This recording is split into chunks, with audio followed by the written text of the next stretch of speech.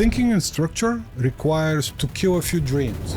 Going to Mars without establishing first base on the moon is an out of proportion expansion. You're hitting it out of the ballpark. You're first gonna draw like a logical plan and steps. What do specialists say about Porsche 911 versus Mazda Miata? Do you know what they say? Mazda Miata is 90% Porsche 911, but not according to your feelings. What occurs is that there's a difference of perception. So this is a pathos-led perception. Fall in love, female-male relationships suck. And this is not my opinion. This is what specialists say. They're difficult. Hello, ladies and gentlemen. My name is Dimitar, and with me is Mr. Nikolay Stoykov. Hello, Mr. Stoykov. Hello, Mr. Kirchev, and hello to our lovely audience. It's been a while. This week's episode, we're going to be talking about Thinking in structures, apple and the tree. apple and the tree. All right. Yeah. What would you like to start with? Finally, nice to see you, Sophia. Yes. Well, it's been a while, and that has given me like an opportunity to think about it, and hopefully this becomes like a good podcast. First of all, I'd like to get like an overview of the podcast, and kind of like, what is your favorite episode? So far, it remains deep knowledge. Deep knowledge. Yeah. What about Circle 1, 2, and 3? That I would say that was the most useful in terms of Okay. Changing my perspective, Mm-hmm. how I see things, how Yes. I accept things. I would say that one was the most practical, but my favorite was. All right. We're not gonna argue with what your favorite is. Like your favorite is your favorite. What about yours?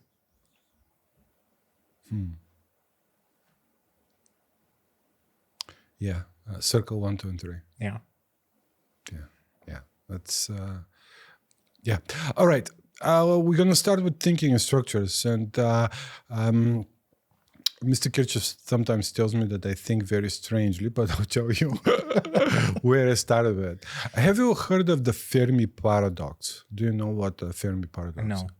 Fermi paradox actually refers to the fact that we've been searching for extraterrestrial life for like maybe 50, 70, even more years, and have found no evidence. Right, so it's a very interesting thing. So it's like, how come we haven't found extraterrestrial life? The evidence is that the Earth life started actually pretty soon after formation of the Earth. Scientists think that maybe 100 to 200 million after the formation of the planet, there was actually life. It took probably about 4 billion years, 500 million years ago, for that life to become complex. So it seems like, life is probably not that rare, but complex life, like the one on Earth, seems in general very rare or difficult. So potentially rare. So we're gonna start with the idea of how we're gonna proceed the Fermi paradox is with with this allegory. So imagine if the Earth is the size of basketball, okay? Then the moon will be the size of a tennis ball.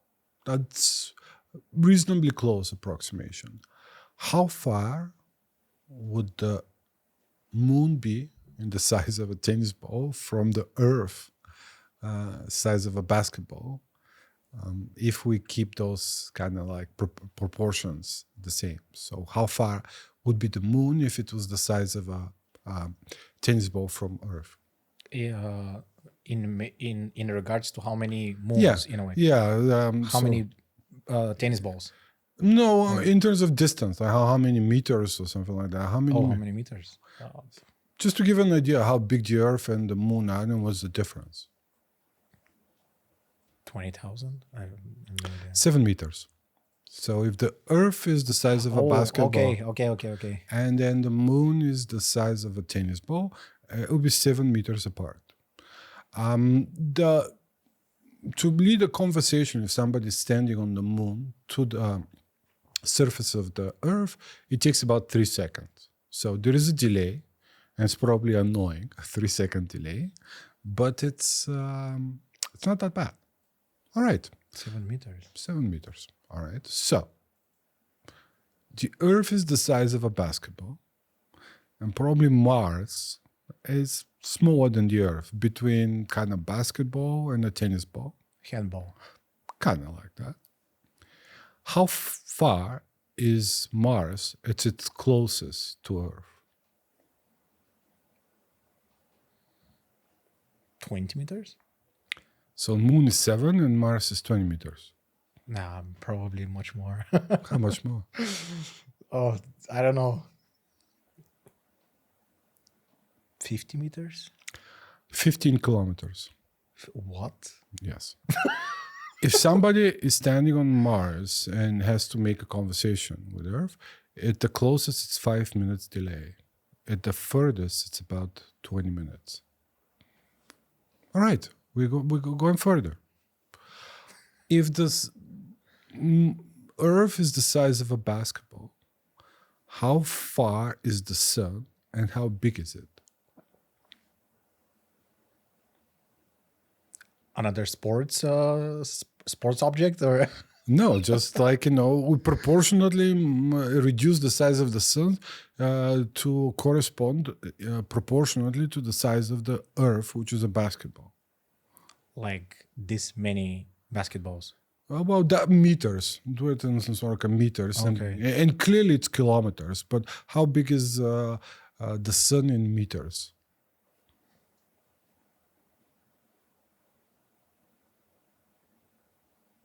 To be honest with you, I have no idea. You said in kilometers. Yes, it's about 25 kilometers away from Earth, and it's about 30 meters. Yeah, 30 meters, and And how much is a basketball? Like half a meter? No. no, basketball Like, 30 centimeters. Yeah. Yes. So Wow. so all those representation of scene of the solar systems are grossly misguided. Okay, Jupiter. How far is Jupiter at its closest, and how big is it? I don't know. It feels like my perspective is way off. Yeah, Jupiter is about the size of a person, about 2 meters, when the Earth is a basketball. Basketball, yeah. And it's about 100 kilometers away. How 100 far? kilometers away from the basketball. Right. How far is the closest star other than the sun? This has a purpose. We're just building it. How far is the closest star to the Earth? If the Earth is basketball, and how big is the star? Besides the sun. Yeah, besides the sun. The next closest star to the Earth is basically Proxima Centauri, and it's, if proportionately, like using the size of Earth as a basketball, it will be about 3 meters. So just a little bit bigger than Jupiter, about 7 million kilometers away. 7 million kilometers away from the basketball. Yes. Right. So this is like the whole thing. People really don't understand the spiral wide thinking.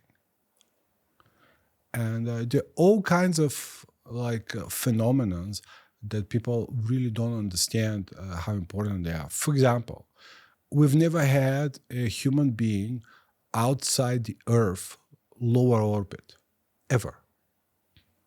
70 years nearly, or at least 50, of space exploration. And we've never had a human being leave outside the Earth's orbit. The reason is because you'll be subject to radiation, and God knows, you'll die from cancer. Given how far the moon is, and the moon actually has a little bit less of a forgiving surface. For example, on Mars, there is an atmosphere. The proper proportion, thinking in structures, 1, 2, 3, 4, is for the humanity to establish a base on the moon to prove that technology is working, and then potentially shoot for the Mars. The technology to go to moon has been there from the 1980s and establish a base. The reason why nobody has done it, because it's very expensive. What are you going to do there? Yeah, there's not much. Right. There's not much.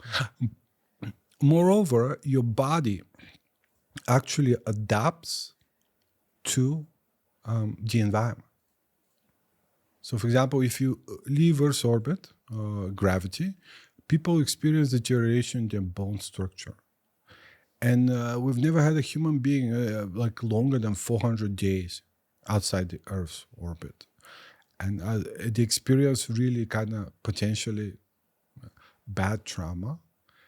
And since the gravitation of the Earth is stronger than Mars, the current kind of like understanding is, since the trip to Mars is going to last 2.5 years, maybe 3, and those people might die when they return. When they return. It's just the Earth's gravity is like so stronger than Mars. And yeah, so we don't really think of our bodies as trees, but you arise of an ecosystem of billions of years of evolution, compounding, and your body is perfectly adapted to the environment of the Earth. It could be that going to Mars for extended period of time is willingly getting a kidney transplant for no good reason. Of course, you may find a perfect kidney. What are the odds of that? Extremely minor. Right. So let's extrapolate that. Scientists think that speed of light is basically some sort of a limit. You need an infinite amount of energy to maintain it, so we'll never do it. So they think that the reasonable limit, even in the future, like this is the whole thing. People see a tree growing, and they say, hey, this tree keeps growing, it's going to reach the moon. There's some sort of limitation. So the limitation is to say you will probably never achieve a high percentage of higher fraction than the speed of light. They think that kind of theoretical limit could be 1%, could be 10%. At the most, it could be 50% speed of light. Tremendous amount of energy. And what you see from Star Trek, warping in space, scientists think that may be possible, but it may require energy that's equal to the energy of the sun. So just teleporting yourself in some sort of other galaxy may be possible, but it requires so much energy that it may not be done. But anyway, so imagine yourself like even at 50% the speed of light, it would take you 4 something light years, and you need to accelerate and stop at least 10 years to go back and forth. And in the meantime, your body is outside the gravity of the Earth. Yes, so it does seem that since we don't see any extraterrestrials, thinking structure, you don't think of the civilizations as some sort of something outside the scope of the ecosystem that created them. I think the civilization is some sort of independent, but the tree that's being fed from the ecosystem that created them. And if they leave that environment, they probably will die. Yeah, so maybe like the aspect of civilizations is that they're local. Localized at the planet, maybe a few planets and a few satellites. So interplanetary travel is probably very difficult, possible, but very difficult. And interstellar travel is probably practically impossible. Yeah, this civilization will probably never leave the Earth. We'll die with it. Yeah, everything's too far. We can't, we're expanding and we're doing a lot of things. And people don't understand like the progress of experience. The average life expectancy 10,000 years ago was about 30 years. The average life expectancy about 2,000 years ago it was 30 years. The average life expectancy, 2,000 years ago is about, it's about 30 years. 200 years ago was 35 years. And we've doubled it. Yeah, so we're growing and we're projecting that growth and technology progress that we've done. But there's probably limitations. And this is where thinking structures comes in.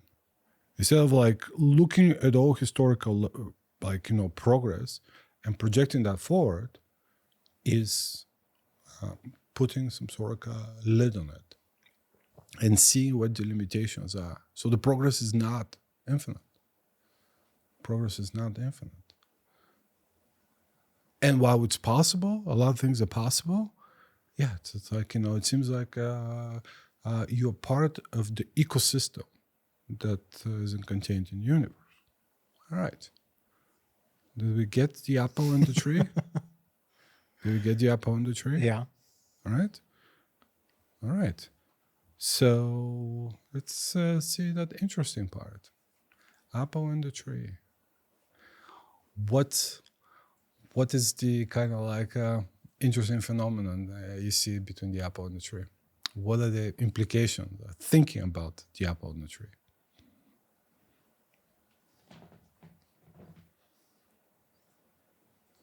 You mean connected to the story that you just said? But connected to anything. Like, what do you connect it with? Gravity. Gravity. Yeah. Right. Why, you want to be Isaac Newton? Well, that's what I connected to. Okay, you connected it to something directly. All right, we're going to extrapolate and we're going to say, okay, describing people, it basically is saying, like, let's say life expectancy.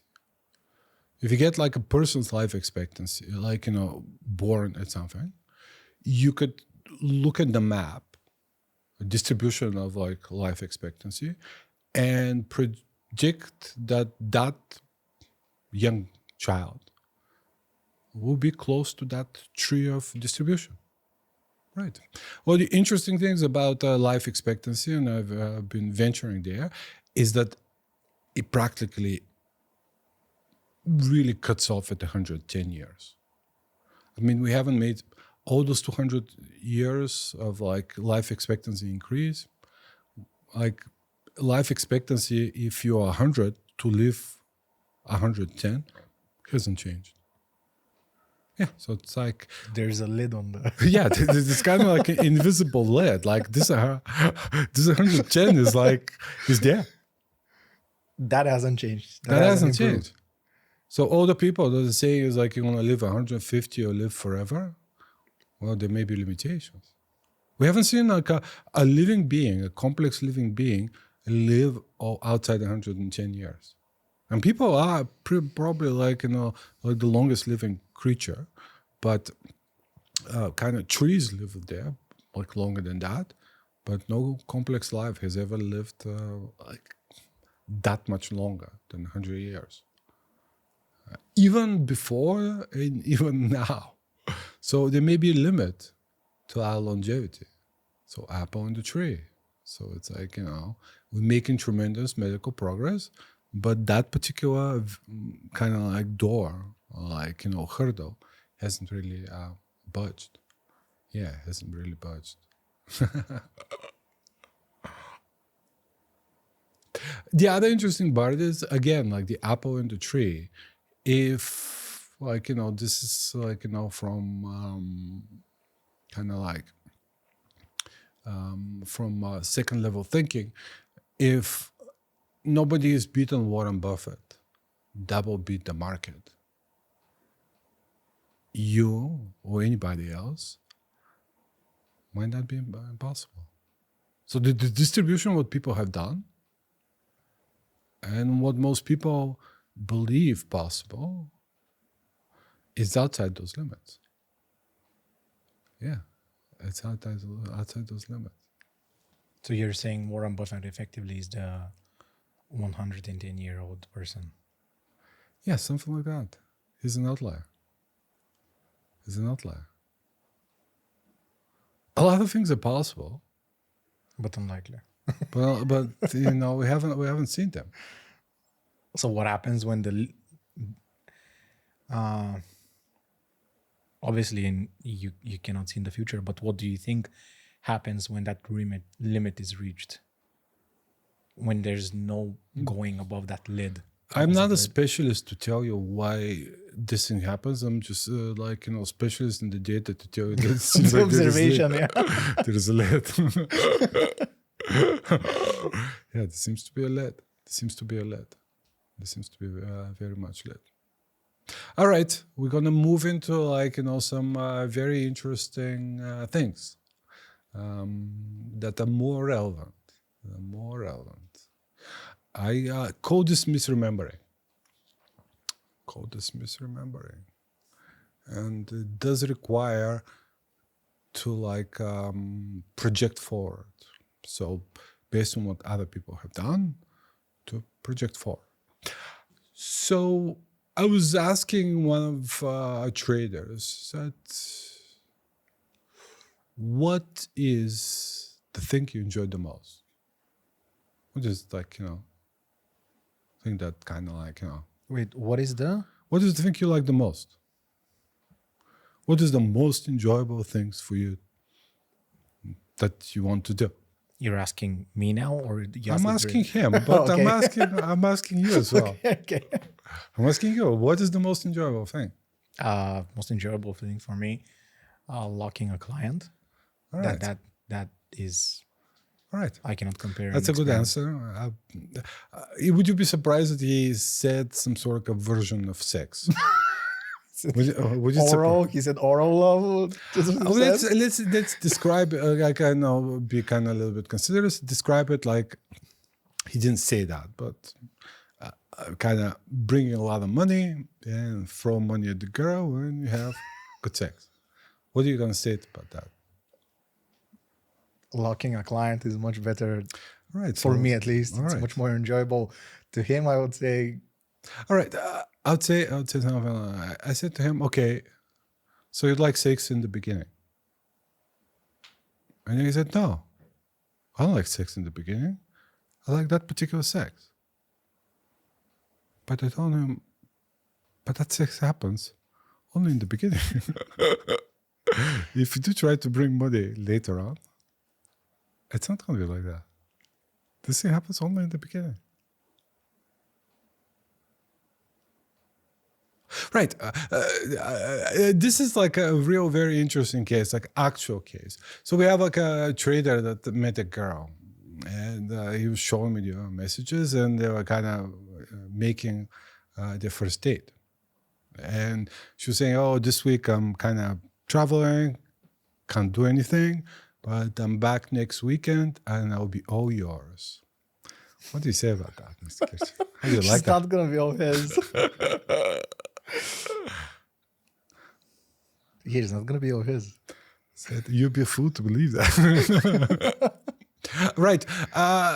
We're all born with imperfections. We're all born with errors. And those errors arise out of the ecosystem. And the quality of quantitative and qualitative change in mind. So basically what happens, if you're a man, you are born with excessive sexuality. And the reason is because you're going to live until the age of 30, you need to have like about 10 kids and 6 of them survive, hopefully for different women. Based on that level of sexual activity, you're probably 2-3 times overly sexual. And kind of like you think about sex every kind of like 30 minutes. The women in your head are probably 3 to 6 standard deviations away from normal sexual behavior in women. I mean, it's like, and this is thinking in structure requires proportionality. So it's like, it requires like, the steps equal increase. going to Mars without establishing first base on the moon is an out of proportion expansion. Hitting it out of the ballpark. And it's subject to risk. If you haven't proven the technology on the moon, which is much closer and uses some protection of the Earth's gravity, kind of going on Mars is out of the question.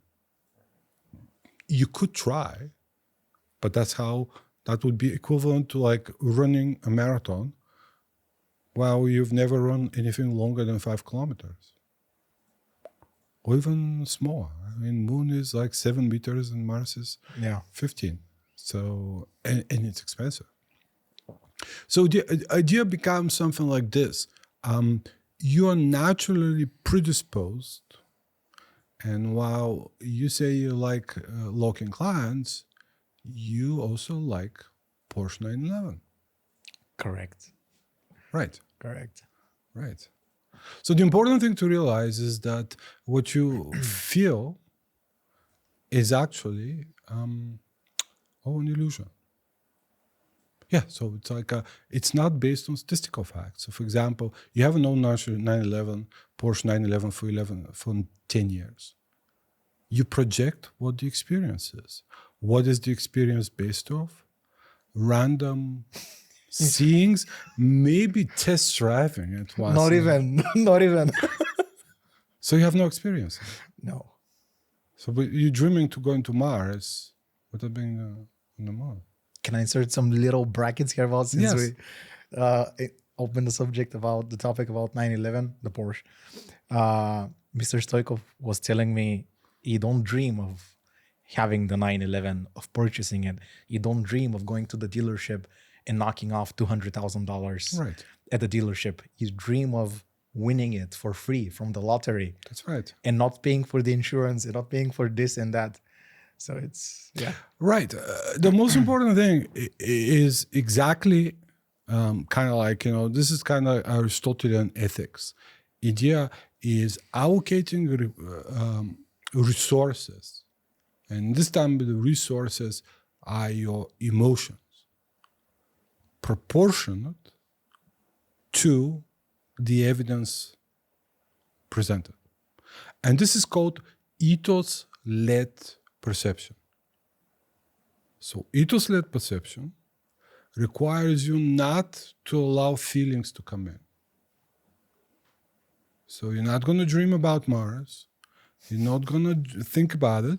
You're first going to draw like a logical plan and steps. And only after you reasonably get close to the target, you allow yourself. You're not allowed to dream about going to Mars because you haven't proven the technology. It's absolutely disproportionate. It's out of proportion. The same thing is true about the Porsche 911. You're not allowed to allow those feelings. They're not there. And if you examine them, it's like, and this is what's so difficult about trading is like, what do specialists say about Porsche 911 versus Mazda Miata? Do you know what they say? They say about Mazda Miata is 90% Porsche 911 at 25% of the price. But not according to your feelings. no. Yes, and that's why you don't let the feelings. Feelings are out. Feelings are out.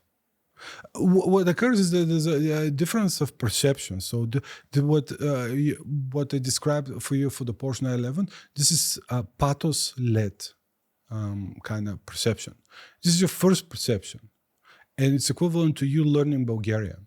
Pathos-led perception is your first perception. One, you actually don't know anything. You can't read.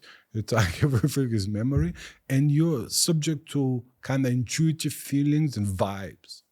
Women like that. Vibes. Yeah. They feel the vibes. No vibes. No vibes. First we examine it with no vibes. And then we potentially, as we get closer, allow vibes. But no vibes. So And this it's akin to learning a language. So everything comes to you in Bulgarian, but now thinking in structures is like, you have to say, no. Everything that comes to me is wrong. Everything comes to me, I'm not going to dream about Porsche 911, and I'm going to actually do calculations and see how people feel. Right. And the interesting thing, if you do the calculations, I tell you, Porsche 911, you're going to take it out 50 to 70 times out of the year. 50 to 70 times out of the year, that means twice a week in the summer and maybe not in the winter. You're going to drive it for about like an hour, maybe two sometimes. And since most of the time you'll be stuck in traffic, the actual joy, what you imagine, like, Porsche 911 happening, is 10 to 15 hours in a year. Equivalent of sex. Yes, right. We're going to go further into the question. So, for example, like a very common male fantasy, it's like, all the traders probably have it, probably every man, like kind of taking potential revenge on the girlfriend. Ex-girlfriend. So, for example, you're going to buy a Porsche, and one day you'll be going that Porsche into a nice restaurant. You're going to back up, right? And you're going to get up, and she'll be sitting there, and she's going to regret it. Dude, if that thing happens, what is impossible? What is Mars? Yeah. That's like, we're going to Jupiter, man. It's like, first of all, you probably never see her.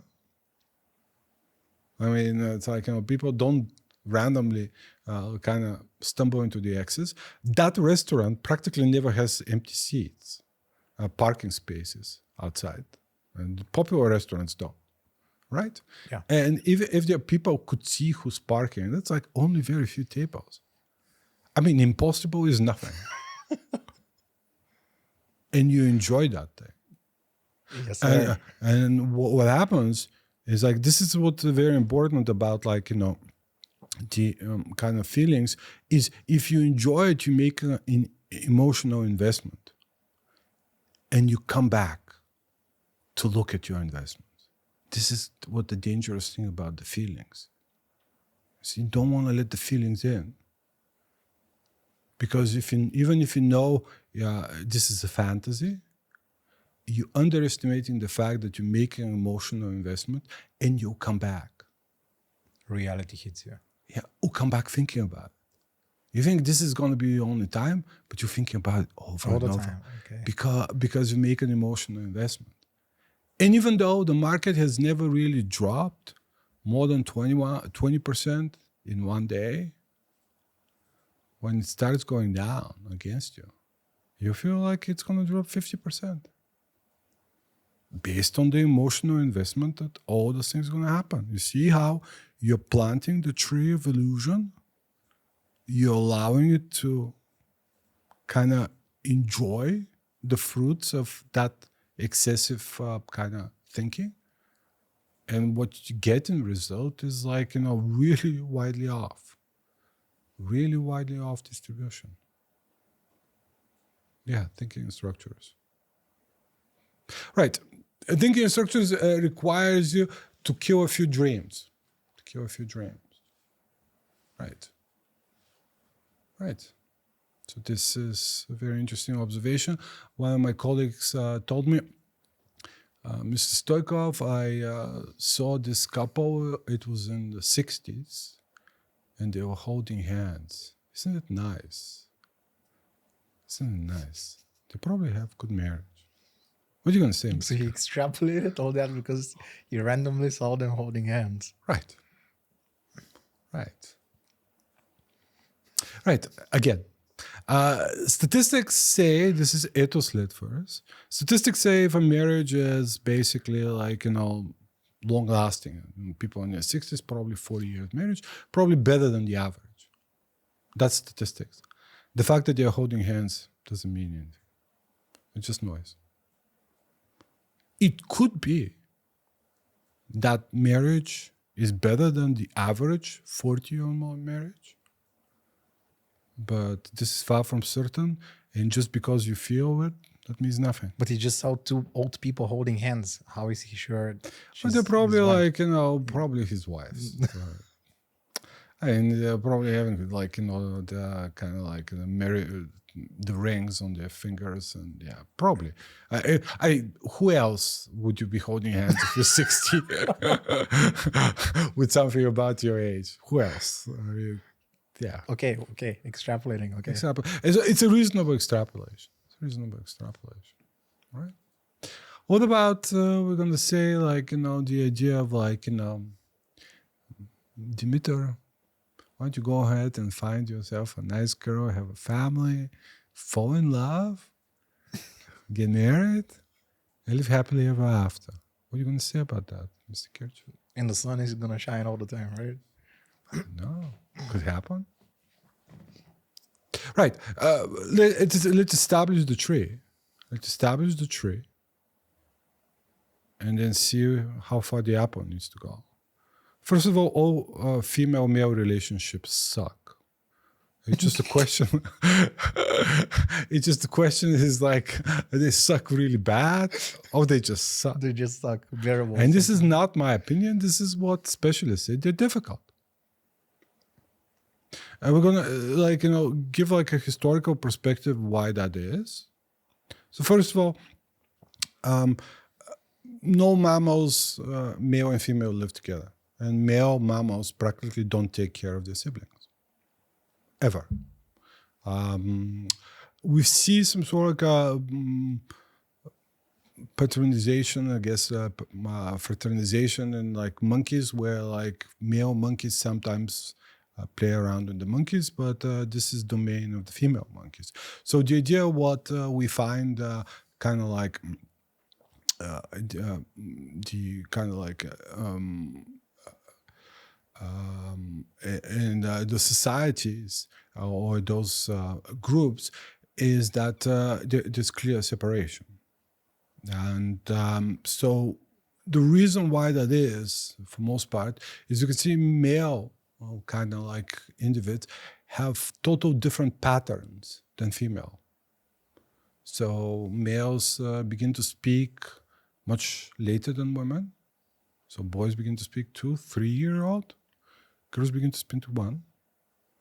They talk about different things. They like different colors. They think about things in a different way, have different interests, right? Yeah. Men have like, I guess, higher sexual drive in the morning when women are sleeping. So you see, things are quite loose. Yeah, we are built to not be similar. Yeah. Things are quite loose. Then let's go to like, the statistics of marriage. Would it be surprising to you if 40% of the people that get married get divorced nowadays? That's probably not a surprise. 40%? 40%. 40% is a lot. Yeah, most in developed countries, 40%. Then we're going to segregate it. Then we're going to say, okay, those 40% now become 100. 50% of those people never, ever get married again. I'm probably one of those people. Ever? 50% still get married. Those 50% that get married get divorced at 60% the second time. And it's 70% if they get married for the third time. That's a really strong pattern. That's a really strong pattern. Yeah. So if you extrapolate for that cars, I would say most cars suck. I mean, how could the person on the third car cannot make a good determination? Okay, maybe the first, like you really kind of emotional and didn't think of it. The second or third, and now why the percentages keep going up?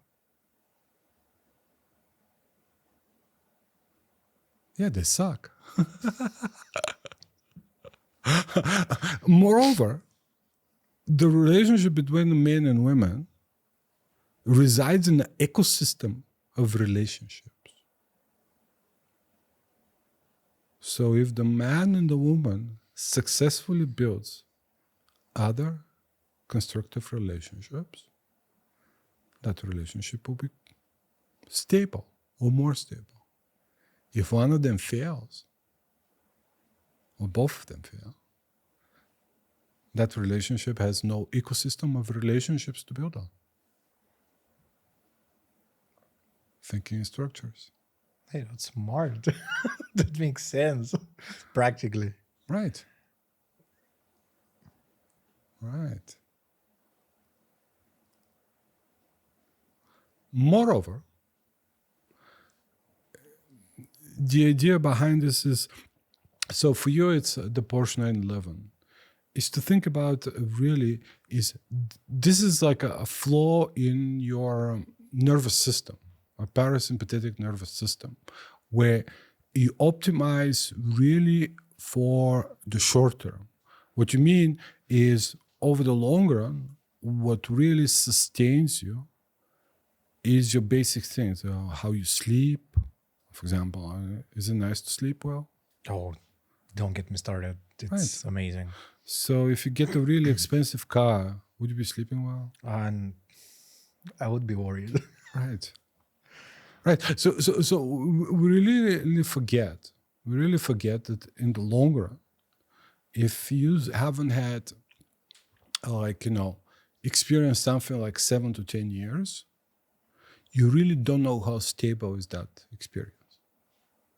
So, for example, if you observe most people, is they want a car and a girl, but that girl and car changes over time. So that's unstable. And moreover, what they're imagining is the reason why they're imagining this is possible.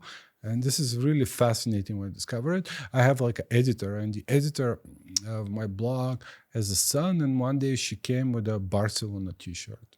And her son was wearing a Barcelona t-shirt and a football ball. And I said to her, I didn't know you like football. You just don't strike me as a football lady. And she's like, why, Nikolay? It was so difficult to believe. I like to spend time with my son. My son likes football, and I bought us matching shirts. And we're coming from the park where he was running with his friends. And she was dressed up in the Barcelona shirt. The reason why most people think that, it's like kind of like, fall in love or think about women is what specialists like, what is it, Freud was saying that, you project qualities of your mother. So, for example, imagine that stock that we talk about, HKT, that you buy 100 shares of HKT when it was newly issued, IPO at 100. It's like 100 shares, $10, $1,000. You go on vacation, 2 weeks. Come back, stock is at 2,000. You made $200,000, right? Sell it.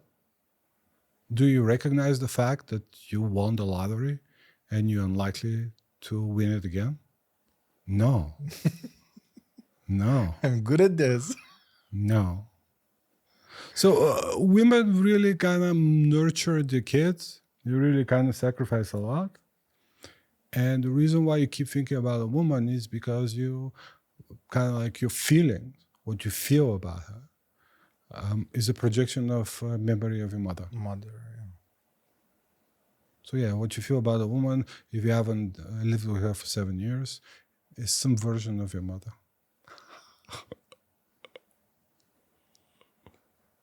I was actually thinking about this because we've mentioned it more than several times that men later in their life, they're looking for a woman that resembles their mother.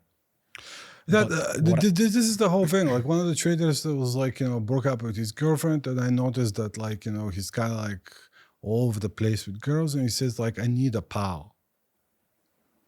Dude, you're behind in most of those. It's like if you're in a relationship with a woman, you'll be behind.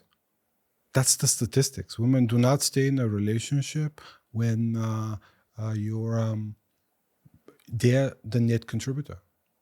That's the tree. Oh, yeah. That's the tree. Yeah. So you're looking for a pal, you want your mother.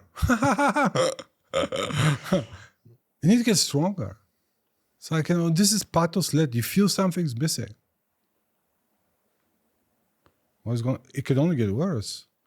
I mean, you're not going to find your mother. Yeah, if you find your mother, you find like a woman with the personality and attitude of your mother. And this is like another thing. Like, you like this. So I I don't do bond executions anymore, but sometimes, we used to do it. And once in a while, a guy would give me a much better bond execution. And I would tell him, one of those guys was John. I said, like, John, you're amazing. But I'm sure your wife tells you that all the time. You know what he said? She actually doesn't. Good one, Nikolay. If you come to London, that deserves a beer. And no, she never tells me. I'm amazing. Yeah. So it's like, the idea is, if you've never lived in a relationship, and this is like the whole thing, like, structures. So for example, structured thinking is not allowing feelings to get in. So for example, do you know how long was the relationship between Romeo and Juliet? 2 years? 5 days. What? What? Yeah. 5 days. In 5 days, he decided to kill him. To kill him? What? Yeah.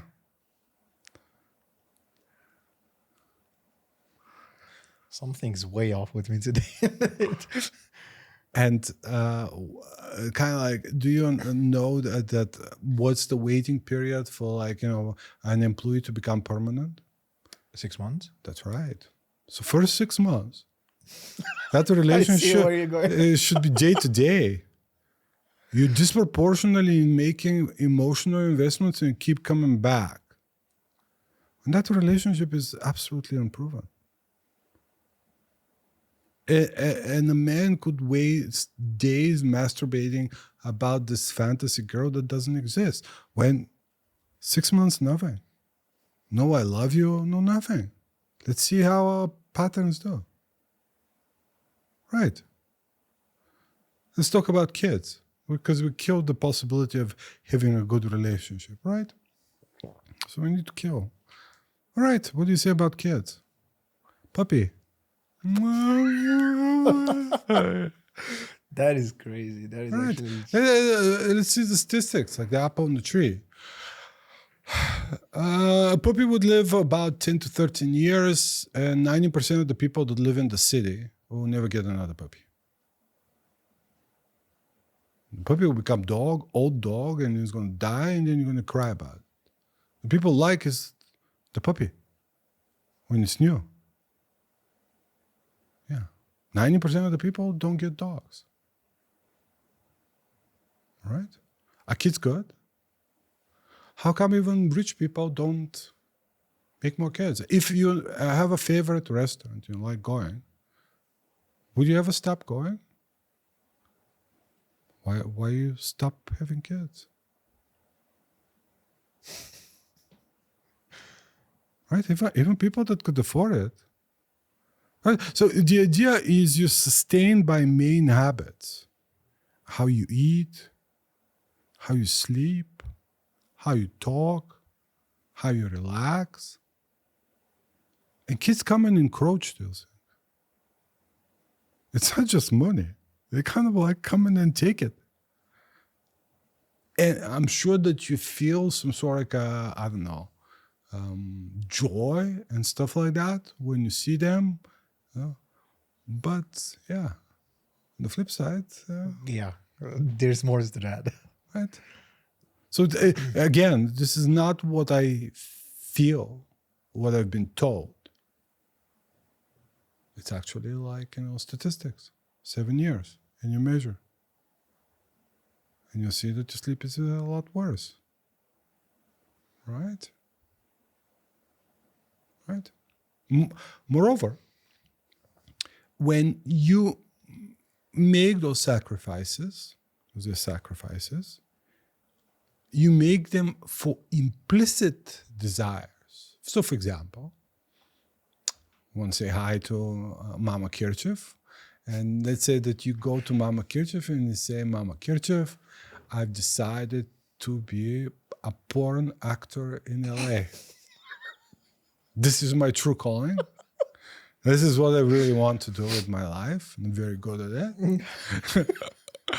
There'll be a small revolution in the Kirchev household. They'll be like, is that why I paid for all those private lessons? So you see all those investments. Yeah. They're made implicitly so that the kids go a certain way. And if they don't go a certain way, You feel bad. resentment. Right. Overinvestment.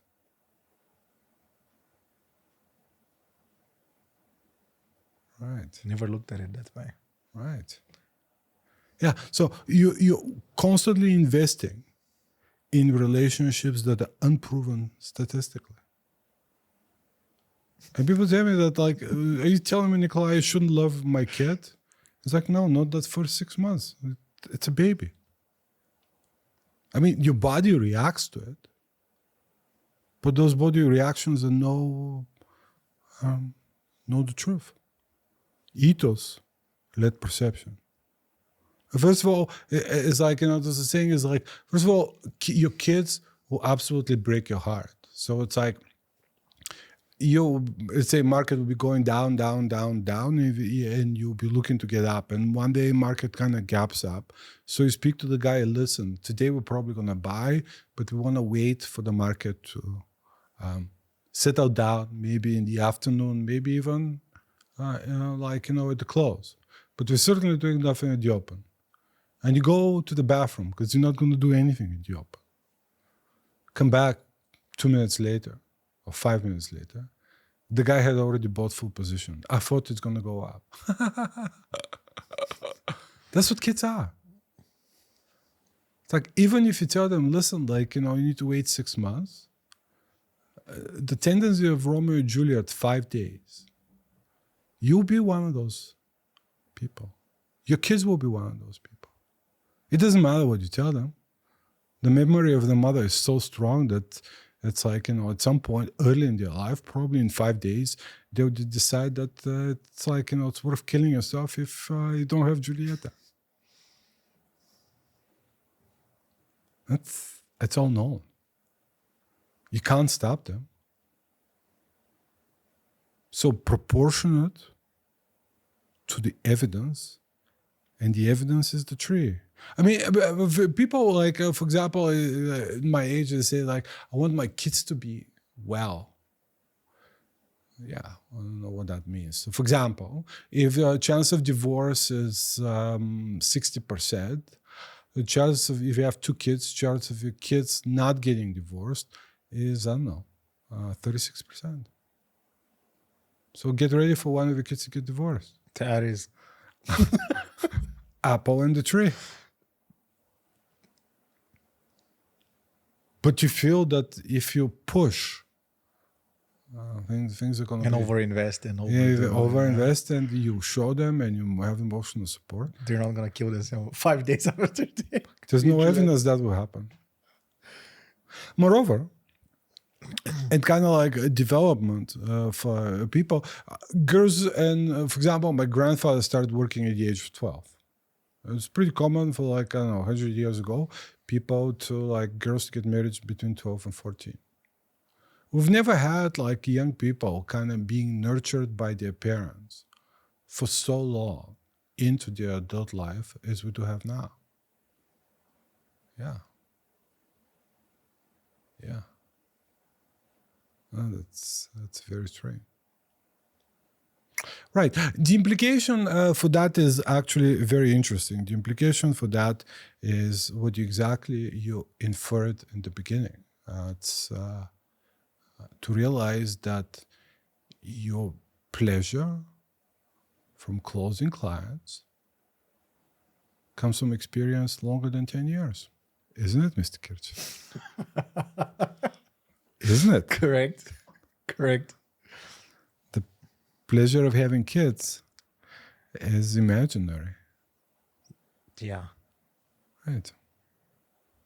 So this is kind of like illusion over reality. So it's like your mind projects feelings and stuff like that. And usually like, you make a commitment to like, one thing that you like, you put it on top and you only allow other things to stay if they fit. So what I'm going to say to that trader, but he's no longer with the firm, is that you actually want to be, I don't know, a Casanova, like, Charlie Sheen from 2.5 Men. Like, you want to be a porn actor that gets sustained, it makes money out of trading. And those two are, like, don't conform. They don't go together. Yeah. And it's like, you need to remember that the sex you project doesn't exist. Doesn't exist.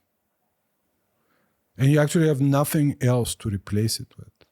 You actually don't like trading that much. Because if you like trading that much, you need to choose. You need to turn left or right. You can't be thinking about sex every 30 minutes. And it certainly can't be pursuing every girl that kind of see on Facebook. But yeah, the idea is basically really people will see I don't know, a very attractive model on Instagram, I guess. And you say, wow, if I get this girl, things will be great. It's going to suck, man. It's going to suck. But just smiling and dancing, it's going to suck. That's the evidence presented. No emotions.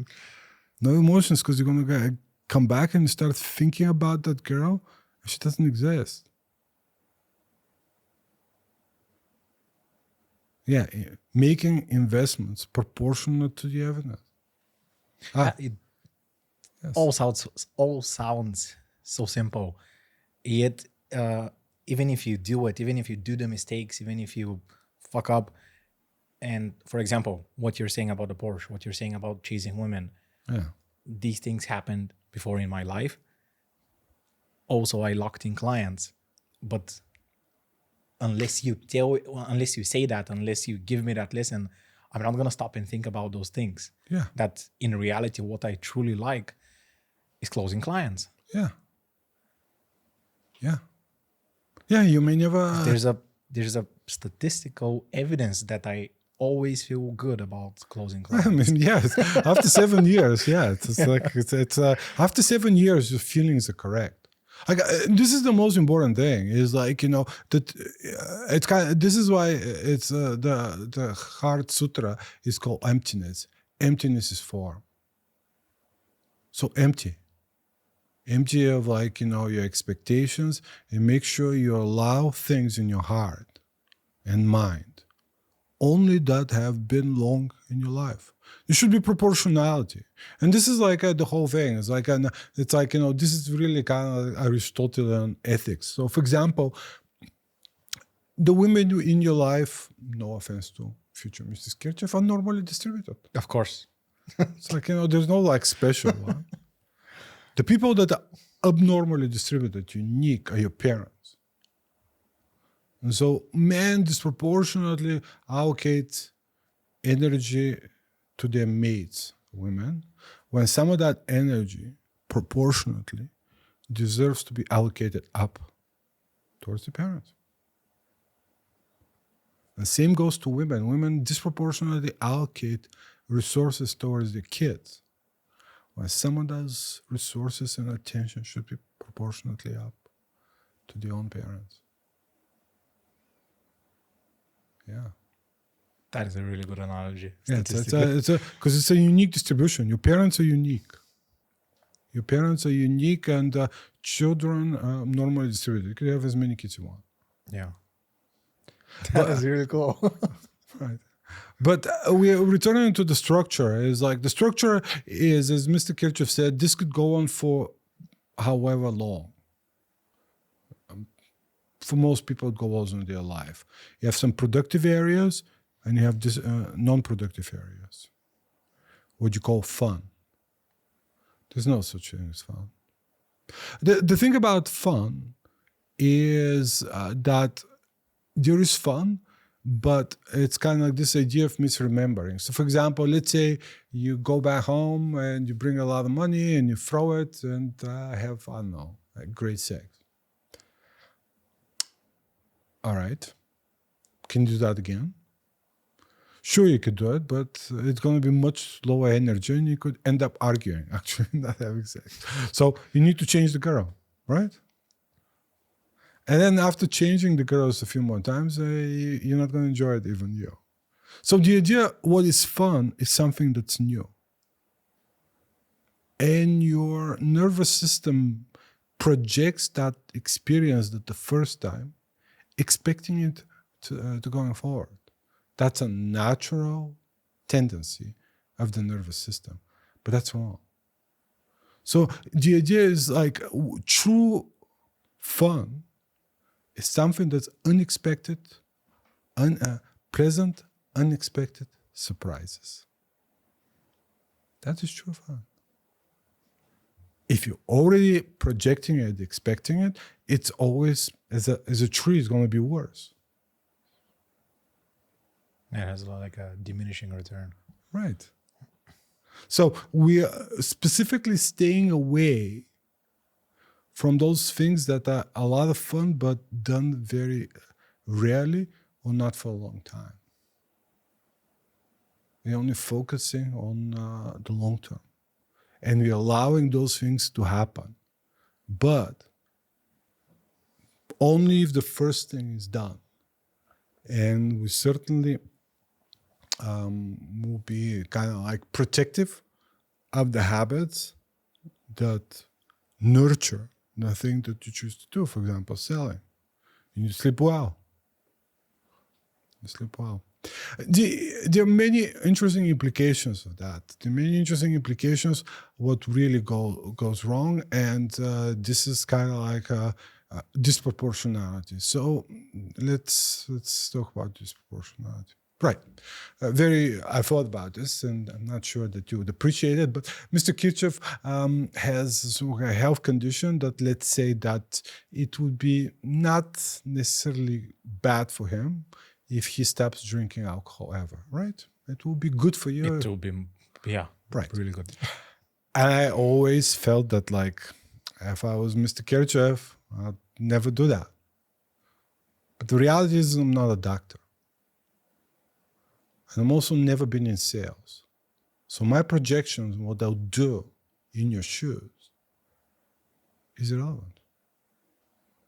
I'm not proportionally qualified to pass judgment on you because I'm not a doctor. I don't know how bad it is. And two, it's like I haven't been in sales like you. So I'm passing judgment, have never been in sales. It's disproportionate. Yeah.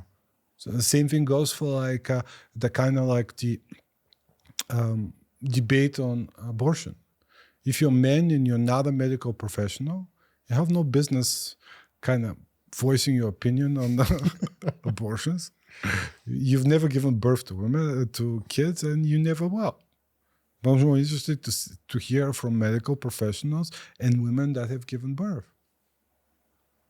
When you think about it, is from the morning you wake up and you see that car that's parked illegally, and you say, "Shit, this guy parked illegally." That's emotional investment. You're gonna come back to it. It's a disproportional emotional investment because it's not really in your way. And the idea is really to come up with this kind of focus and basically refuse all urges and descriptions and feelings about other people because they are purely intuitive or kind of emotionally pathos driven. They're not based on evidence. You don't know anything about that guy that parked the car illegally. Everything that you think is potentially wrong. And if you assume you're correct, Jesus, we could go to Mars tomorrow. Based on the fact that he's parked illegally, you deduced that, he's pedophile. Wow. It's like, Drug addict. Yeah, impossible is nothing. You read into the future, man. So yeah, that's kind of like thinking in structures. Is like, the structure I know is me and the people around me that are close more, and I need to be structurally thinking about them proportionately more. And the reality is I spend a lot of my time thinking about other people that are disproportionately kind of like not that important.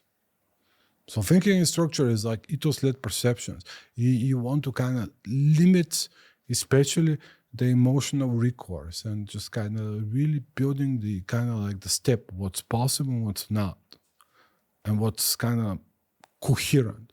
And most people are coherent. Like the idea of like you kind of getting a Porsche and going to a restaurant with that Porsche and meeting a ex-girlfriend and she's like really sorry. That's a coherent story. It's just not ethically coherent. It's not backed by any evidence. It just could happen. So most people fall for the coherency. More people fall for the coherency and not for the kind of like for the ethics. And the way out of it is called compression. So for example, people very easily do expansion. So for example, imagine you're that trader that receives that message, I'm all yours next weekend. What do you begin to do? You begin to think, oh, how you met her, how she smells, if she's really mine, what else she could do. So you begin to add. Yeah. Compression is no adding. Then what? No feelings, no extrapolations, nothing. Nothing. You'll see her next week. Nothing. Just leave it as it is. Just, don't allow it to grow. Don't allow it to grow. There's nothing there. You just met that girl. She could be joking. Most likely she is. Yes. Of course. Yeah, so people are very good at expanding. But actually compression is like, what really kind of allows you those things not to do it. Not think of it. You think about something reminds you of your ex-girlfriend, and then you begin to think about the Porsche, and the restaurant, and how you meet. This is expansion, compression. And this is very easy to see in people's writings. It's very easy to see in people's writing. I mean, people, once you give them a topic to write about investment and stuff like that, people skip steps, go to like, Proxima Centauri and stuff like that. And people are looking for coherence. And they are coherent, but they're not ethically coherent. Going to Mars is it's not ethically coherent because we haven't been to the moon. Right, it's coherent. It could happen, just not ethically coherent. Yeah. Again, this is the example that you see all the time around you. People are coherent, but not ethically so. And everybody builds their own thing. But in reality, it's like, compression. If you tell a story with as little adjectives and as little things as possible. And that would be all in your writing. And people don't want to write. And when they do write, it's like the stuff they do. It's just, yeah. And this is a very good example, like thinking in ecosystem. So, for example, we have like like a business partner, like a Turkish kind of like immigration service, and we are looking to provide him with the investment opportunity in Bulgaria, and things didn't do, and Mr. Panayotov, the CEO of Alaric, said, "Why don't we start this business ourselves?" So we could undercut this guy in Turkey and provide investment services to Turkish citizens in Bulgaria. So this is logic. This is a coherent thing. We could provide better product at a cheaper price, and this is logical. right? But ethos-led thinking says, okay, ecosystem. The guy may provide a product that's maybe not as good as ours, certainly more expensive, but he comes from a prominent Turkish family. He's been doing this business for a long time. Yeah. He does immigration services in other countries. See, he has the ecosystem. And just because you could provide an investment product that's a better value, you don't have the ecosystem. And if you don't have the ecosystem, that will fail. Because the difference in price is not that great for people to choose your product over the product of, Has proven itself. yes, there. has the ecosystem. Ecosystem. Yeah. You need to provide a serious financial discount and be ready to kind of wait for a long time for your ecosystem to grow. So difference between logically what could happen and thinking in patterns. We don't want to think about patterns, ethos-led perceptions, apple in the tree, because we want, like, the apple to land hey, 1 kilometer away from the tree, 15 kilometers away. Once you begin to do that thing, a lot of things become impossible, or basically not allowed to think about. And this is the whole thing. Ethos-led perception does not allow you to skip the steps. What, like in sports, people say, taking one game at a time. Yeah, taking one game at a time. This is ethos-led perception. Things are kind of dependent, and you cannot be investing feelings into the finishing at the finish line when you haven't completed like half the race. Not dreaming about it, because you're gonna keep dreaming about it and you're gonna stumble and fall. Yeah, so it's like it's really the compression. It's really the compression, and it's kind of abstract thinking, like realizing all those steps. So it's like when I do imagine things, the more pleasure or fear I get from them, the more emotional investments I get. Moreover, this is like easy done with success, but let's say fear. We had like a few situations that have been very scary of I don't know, for clients, for myself, for like other people. And I always keep saying to myself is that truth is benign. So you see what happens if you're going to meet your girlfriend at a restaurant, ex-girlfriend. This is such a positive standard deviation away. I don't know, 3-4 standard deviation away, something like that. Like this happens probably not that often, not much less than 10,000 people, probably 1 in 10,000 if it happens. Then an event equally likely, but this time bad, will actually happen. Yeah. So if you never allow that 10,000 or higher probability events to invest emotional or the positive decisions, you will not naturally gravitate towards the worst case scenario. I keep saying to myself, the truth is benign, which means that most dreams and most fears don't happen because they're so extreme. So even though situation is very unknown, there's a lot of variance, and what usually will happen is benign. Of course, some of those extreme scenarios could happen, but just because there is a high standard deviation doesn't mean they will. And usually they don't. And usually they don't. Especially if you have the ecosystem to help you with it. Your ecosystem. Right. If you find an ecosystem. Right.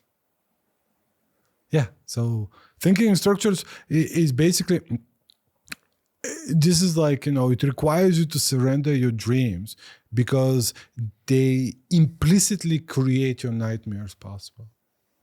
So if you put in a situation that says spiral white, kind of like, what do we know about women? That person that's going on the first date with that woman. We know about women that, like, they don't sleep with you between 2 and 4 dates. So don't get any expectations for the first dates. It's like, if other dates happen at all. But she said them, she's all yours. Those are just words, statistics, 2 to 4 dates. I don't know what that message means. But then he goes back to the message and rereads it. You're right. And invest more. Right.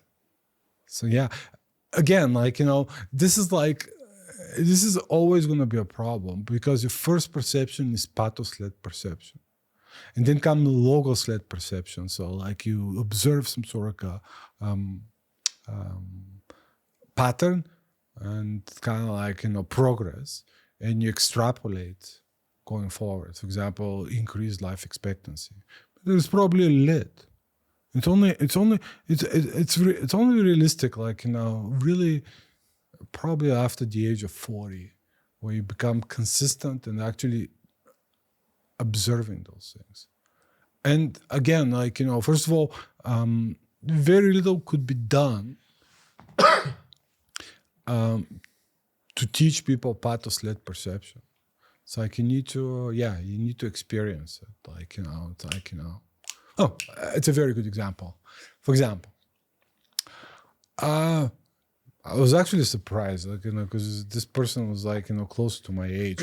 We were like, in a restaurant, and we met some sort of 2 girls, and it seems like the girls were real estate brokers. And one of them was really good looking, and she was married. Did I do this example? Sorry. Right. So at the end of the day, like, I guess both of them gave me his phone number and said, you see, they gave me a phone number. I'm like, they gave you their phone number because they're real estate brokers and you told them that you're looking to buy an apartment. And let me tell you the statistics. First of all, most women cannot have more than one sexual partner at a time. Probably 85 to 90%. Those that do could have usually segregate themselves from that sexual activity. So sex is bad. So 90% of the time, no matter what you do, and then even woman is married, she's a lot more likely, if she's going to have an affair, is to do it after 7 years, or at least 5 years in the marriage. And this girl that he really liked, she seems like she was 1 year into the marriage, didn't have any kids, and he knew her husband, and he said her husband was an idiot. And I said, but you don't understand what the pattern is. Women kiss the frog for like 7 years, expecting it to turn into a prince. Yeah. And only then, potentially, may have an affair. And if she does have an affair, sex will be bad, and she'll probably be taking marijuana to kind of deal with the guilt. So the idea is like moral imperative. The moral imperative is kind of like, don't deal with like married women. And ethical coherence like has real little tolerance for moral imperatives. It just wants to know why. And the reason why is because, first of all, like, most likely there will be no sex. And second of all, is like, even if there's sex, it's going to be bad sex. And you need to start smoking pot because she'll be smoking pot. But this is very hard to believe because this is a really good interaction and she was really flirty and she really looked good. No feelings. No remembering how she feels. No nothing. Compression.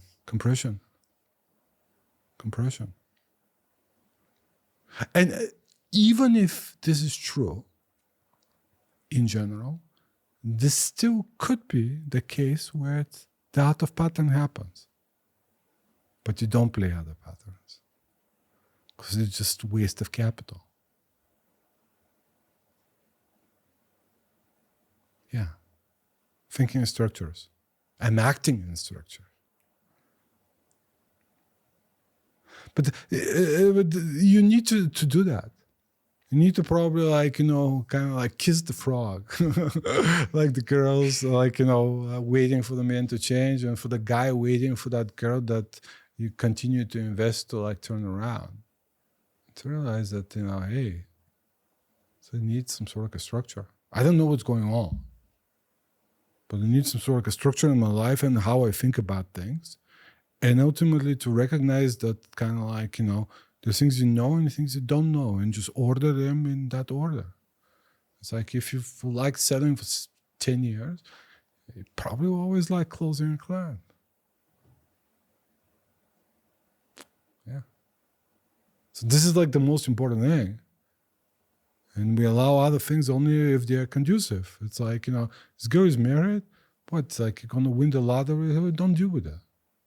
Second of all, relationships suck. So it's I mean, this is the idea is do you have similar friends, interests? How many Facebook friends in common? How many LinkedIn connections you have in common? What's the age difference? It's have similar organizations and stuff like that. All those things come into play. Yeah, and first 6 months, no emotional investment. We're ready to close that relationship on a 24-hour notice. And that's the best practice. That's the best practice. And again, it's if you're going to trade a new thing, if a new idea comes to you, it's you need to settle it in. Can't be trading things that are new.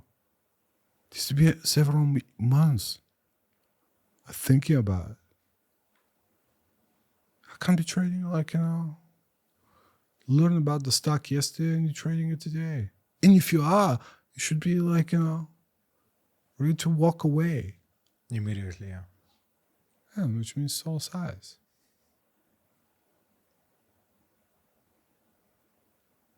What do they say? Thinking structures. Again, so if we have to say, we're never probably going to exceed 110 years, realistically, that much in experience in life. 150, 160 years, that's an outlier, but it's not supported by data. And we want to see really the 110 years life expectancy. We're probably never going to leave our solar system. People that experience leaving the earth will probably experience very big health complications, and it will be the most important thing will be the duration of the trip. Again, moon's probably possible, Mars one day, probably not in this century, I guess. Things are very expensive, and visiting the outer planets is going to be a challenge. Our civilization will probably never leave this planet. You don't have an alternative to your body. You don't have Mars is not a winter house or summer house. It's it's a very hostile world. It's a very hostile world. And yeah, we will probably die on this planet. Civilizations are a function of the ecosystem that gave rise to them.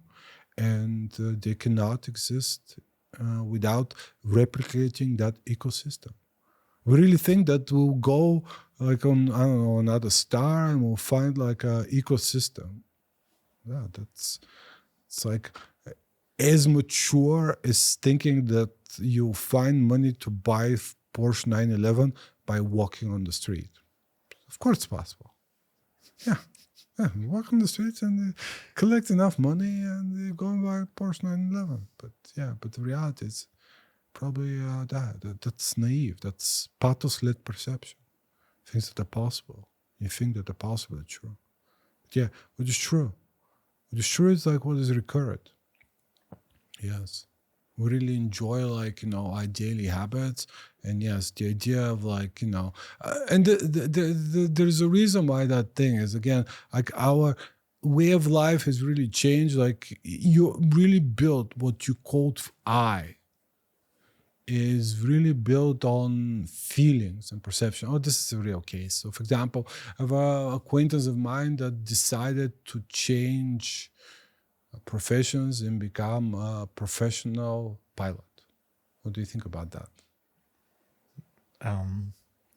Go on. Right. So I said to him, why, man? It was my childhood dreams. It's ethically incoherent thinking.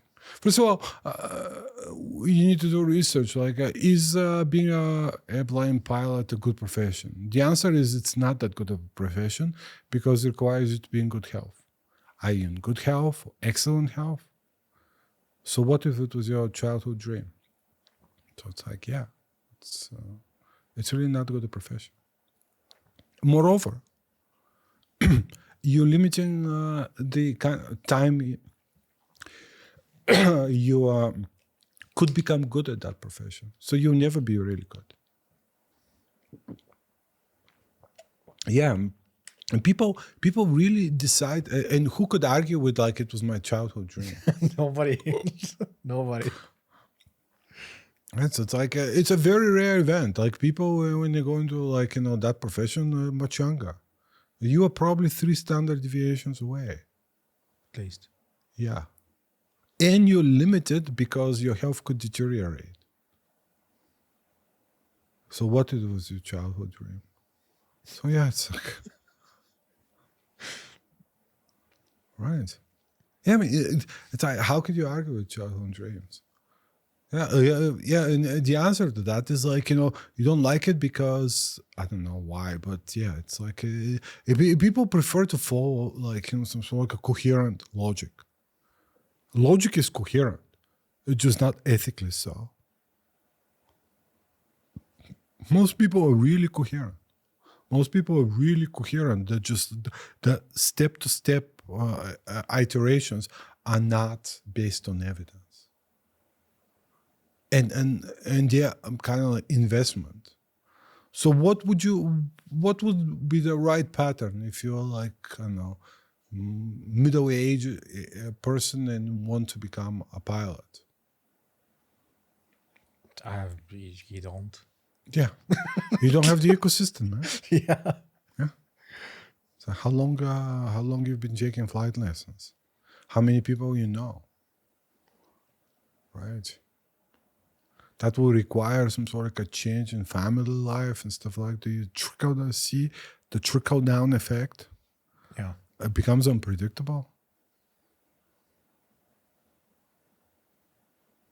Yeah, that's dangerous. That's that's dangerous. That's like going to Mars. Exactly. Yeah, I mean, if you shake deep down every person, you're gonna find something very similar to Elon Musk, like going to Mars. Like, and I do find it, in their writings. It's like if I started asking people for like writing samples, and just they're going to colonize Mars, like it's like wow. And people think that I will like it. They probably think that they're impressing me. That's it. But I see the gap. Like, there's the moon. It's like 7 meters away. Nobody's talking about it. And we haven't been there for 50 years, even though we have the technology, because it's expensive. And now we're going to have 1 million people in Mars by 2050. Come on. Yeah, so it's like, of course it's possible. And I'm not an engineer, but yeah, I'm still student of patterns, and yeah, I could tell you that. It's the very interesting thing. If I did a pattern on how many human beings have been in low Earth orbit 200 kilometers above. Don't count in that Virgin Galactic guy. Yeah. And you see a pattern from like, I don't know, from the 70s, like, 10, 12, 20 and so forth. And over the last decade, it's been growing to 30 people a year. And you see a pattern for 50 years. 10, 12, 15, 11, and so forth. And only over the last 2 decades, it's been more than 30 people, or even not all the years, outside our orbit for 50 years. And the next 25 years, we're going to send 1 million people to Mars. It's quite a jump. Something could go wrong. I mean, of course, it's possible. Didn't Bezos' brother die? Something similar. I don't know. Some trip to space. Yeah, I don't know what did. happened, but yeah, it's like it's yeah, thinking in structure. We don't like it. We don't like it, but it's actually your salvation. If you think in structures, you'll be thinking one game at a time.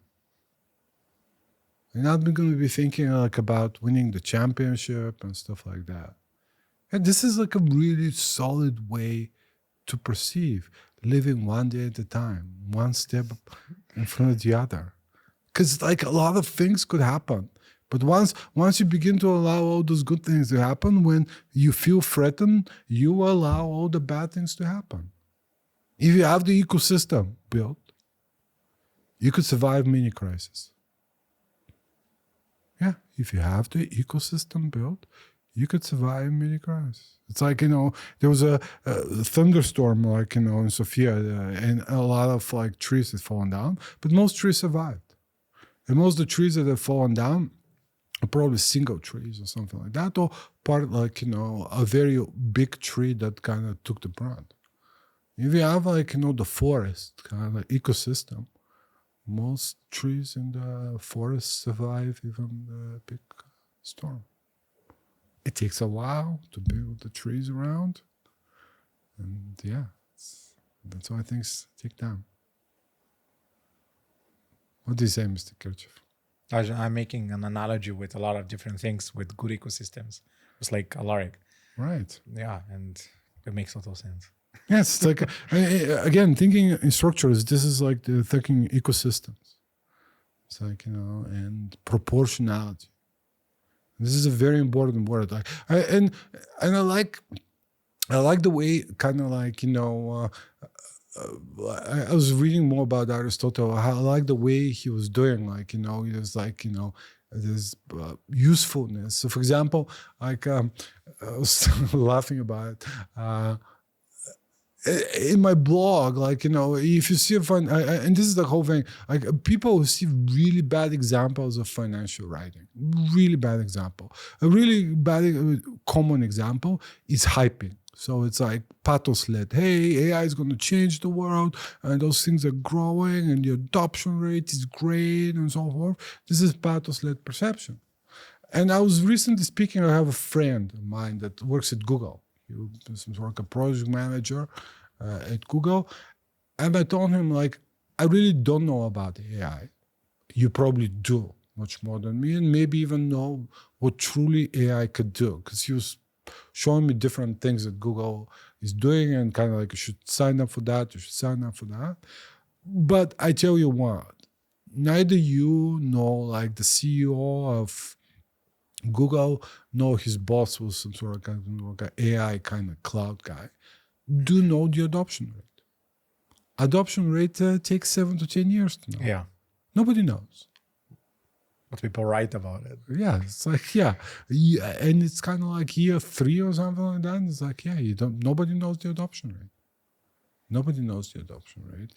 And, yeah, and this is like the whole thing. It's kind of like, so either a very hyped, like, one-way thinking, and usually with grandiose kind of conclusion, or a very proper, contained, but two-way finisher. So, for example, if the kind of thesis here holds, the markets will go up.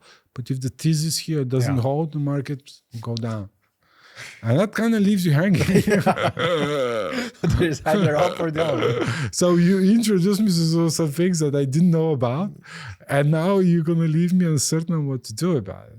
And the reality is proportionality. So it's like, and just to give you an idea. So this is the idea for the blog, how I came up with the pathos and ethos led. So the idea was pathos. I learned that Greg Abel from the New Berkshire Hathaway guy, bought Google. And I got the idea I want to beat down this Greg Abel.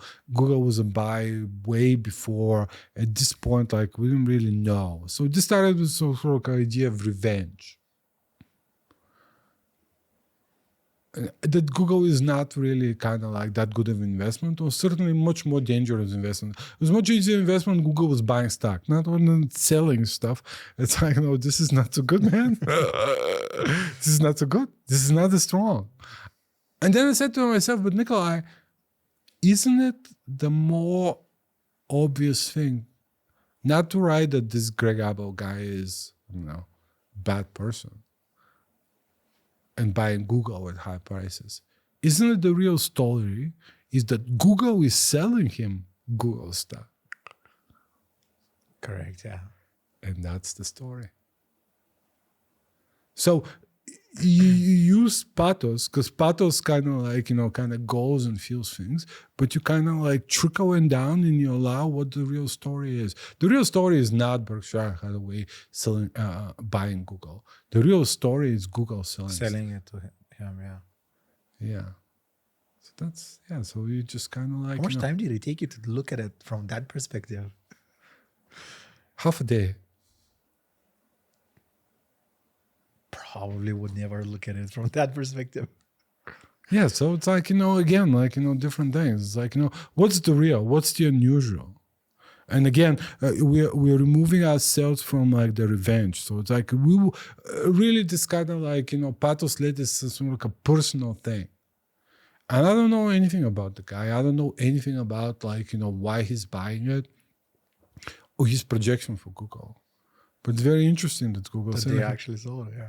And it's like, and yeah, so it's like, you look at you start with some sort of a revenge tour, but then you like trickle into the real story and you forget about the revenge. So, I mean, pathos is like good at like bringing stuff, but like, you need to kind of like, allow the story to develop as it is. You start with some sort of emotional thing, but you try You don't to embrace it immediately. Yeah, you try to do it cooler because it's much cooler. Because it's like Google really sells stock and it sells so much stock. You want to write about one guy buying it? Why not write about like the guy that's actually selling it? So, and you could, and that's the real story. It's like the guy buying it could have made an error, right? Because he may not know the business that well, but the guy selling it, Oh, they do. they know the business. They do. They do. So what's proportionate to the evidence presented? So the guy that's buying it could make an error, but the guy selling it is much less so. Yeah. Which That's one the you going to story. write? But you want to punish Greg Abel and tell him that He's an idiot. he's an idiot and stuff like that. What you feel is irrelevant. Proportionate to the evidence presented. Wouldn't you say? Yeah.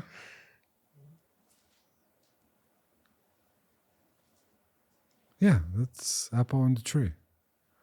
It's like, I don't know where the decision for Greg Abel to buy Google came from. But I do know that the Apple of Google deciding to sell shares comes from the tree. Yeah, it's like, so, yeah, that's the whole thing. So if you were him, would you buy still Google stock or not? If I was who? Greg Abel. now that Google wants, and this is very unusual. A company is asking you to invest in the stock when they're not running into trouble. How many times has that happened in Berkshire Hathaway history? Probably very rare. Yeah. What would you do?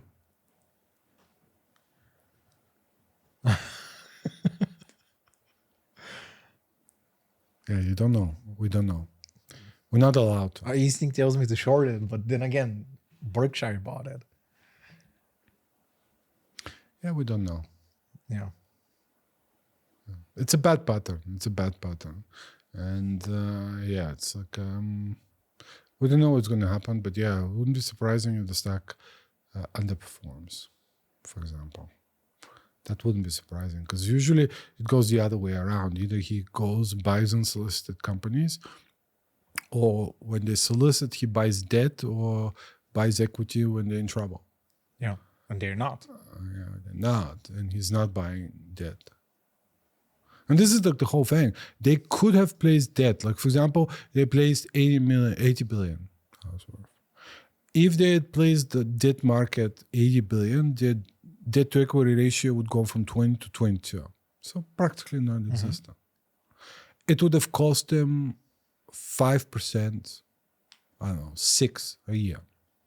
They could have placed a 10-year convertible bond with 40% premium of the stock at 1% interest rate. It couldn't have placed all of it, but it could have placed quite a few. But that requires the investment to return at least 1 to 5%. And the only logical conclusion is if they're not sure that the investment would return in excess of 1 to 5%, is to place equity. It's the only logical conclusion. So there is a chance this investment will not beat 5% per year.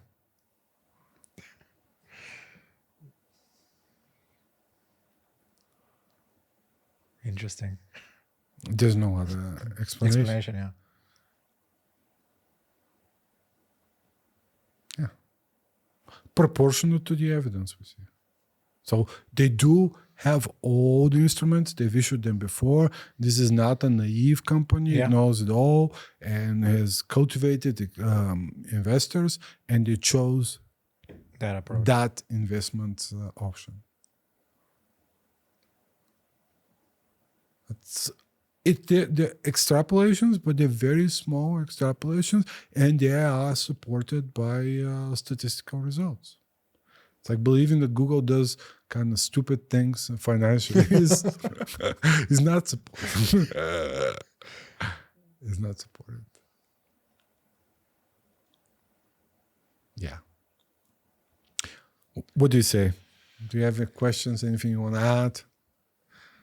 No, I'm really good episode. Please like and subscribe. Yeah, like and subscribe. Yeah, it helps. Yeah, a lot of food for thought. Yeah. How do you like? So basically, what happens is if you actually see a true kind of representation of the solar system, would be just dots. Yeah.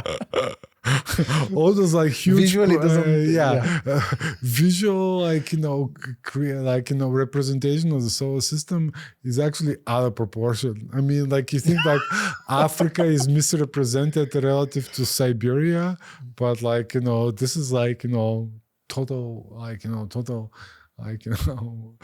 much bigger misrepresentation. And yes, it's like again, the idea is to be aware, structured thinking. So it's like, and you really want to be careful with the feelings. Yeah, it's like, feelings in general should be kept at a minimum. At a minimum, reserved only for positive feelings and towards things that you have done for a long time. The girl with the short skirt that you meet today on the train, anything you think about her is wrong. It's like, in order to draw any conclusions about the people, it's like, you need to be around them. Kind of choosing to label people this good, this bad violates the normal distribution. People are normal. Everything that occurs is normal. And this is like a very interesting case. Like this happened to me, this is probably the last example. So I was riding in yellow taxi last week. This happened last week. Can you believe that? And the woman at some sort of like an intersection with a woman driver. That practically doesn't happen. It has happened before, but not that often. Asked me which way should go. And I told her, you go straight.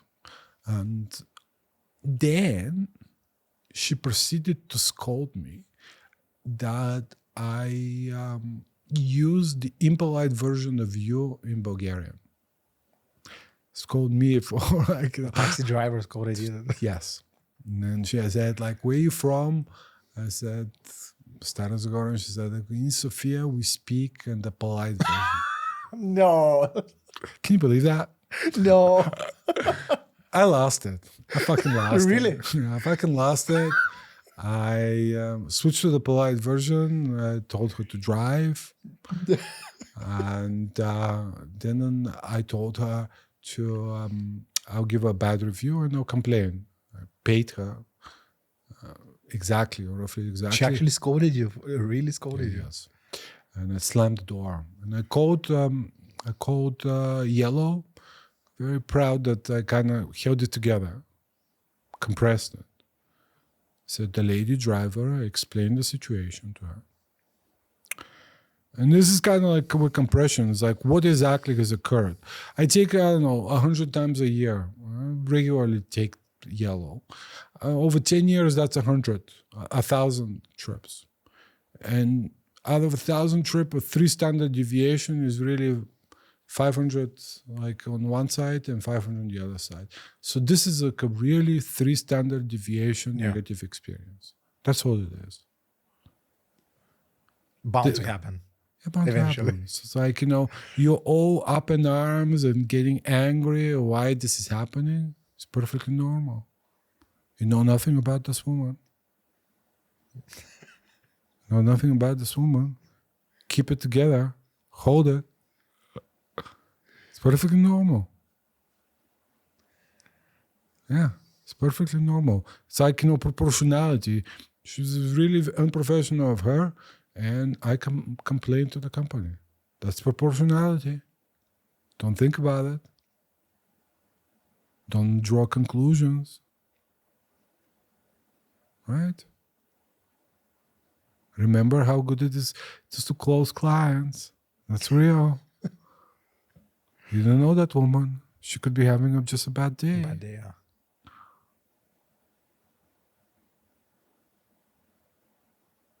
Yeah, proportionality. Yeah, proportionality. Yeah. That's all. Thinking in structures. What exactly it is and what is not. The evidence presented, it's like I'm a regular customer and I could definitely say that this experience was really bad. It deserves a complaint. That's proportionality. That's where the door ends. There's no more. There's no more. Yeah.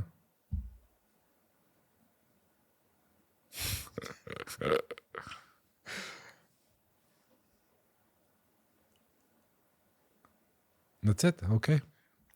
Like and subscribe. Thank you so much for watching. Please like and subscribe.